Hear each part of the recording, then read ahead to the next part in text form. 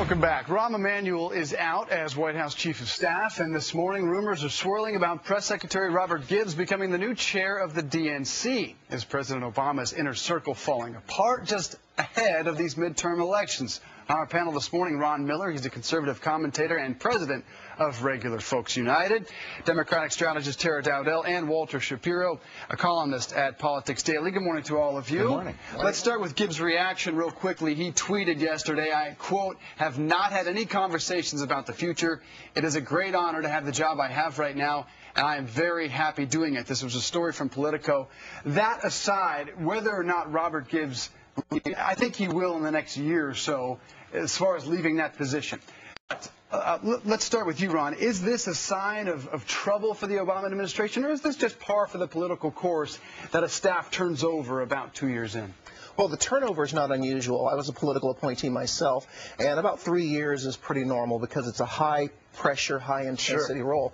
But what I find interesting is that it is a lot earlier than you would normally expect. And I think that with all the negative news out there about the Obama agenda, the claims of incompetence and not really being in touch with the American people, that puts a lot of pressure on folks. And I think some of them are probably thinking there are other things I can do with my time. Tara, we do see this type of turnover after certainly, as you mentioned, high stress 2 years. But right before a crucial midterm November elections, is it strange timing? Because the Democrats need all the help and all the support and all the continuity they need right now, right? Well, actually, I don't think the timing is strange, and the life expectancy, for lack of a better term, for a chief of staff is about 2.5 years. Now, remember, the Obama administration in particular was particularly active throughout this period, throughout his tenure. They've accomplished more than most administrations have done in a 4-year term, and for some in an 8-year term. So that's an enormous amount of pressure. And the midterm elections actually take the focus away from government and place it more on politics. So this actually gives a time to transition new people in while the focus is on the political games. The big transition is the Chief of Staff, where Pete Rouse is in for Rahm Emanuel. Rahm is a very boisterous, he's a deal maker, he's a loud guy. Pete Rouse sits back. He is more laid back, if you will.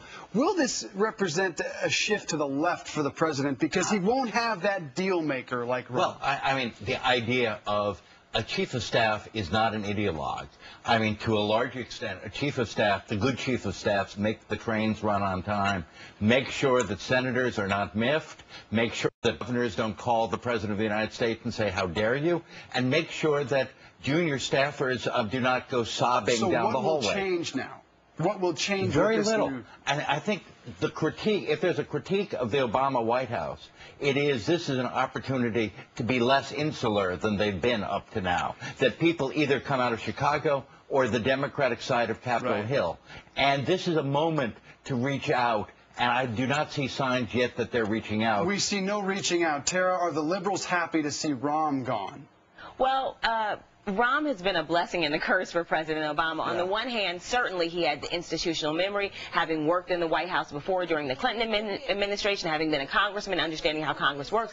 But on the other side, liberals still blame him, not all, but there are a large number who blame him for the loss of the public option in the health care reform bill. And that is going to continue to be a bit of an Achilles heel for the president in terms of motivating the base. And they'd like to see a left turn by the president. Well, next with our panel, a new report gives the stimulus high marks, praising it for being under budget. But if it's working so well, why are nearly 15 million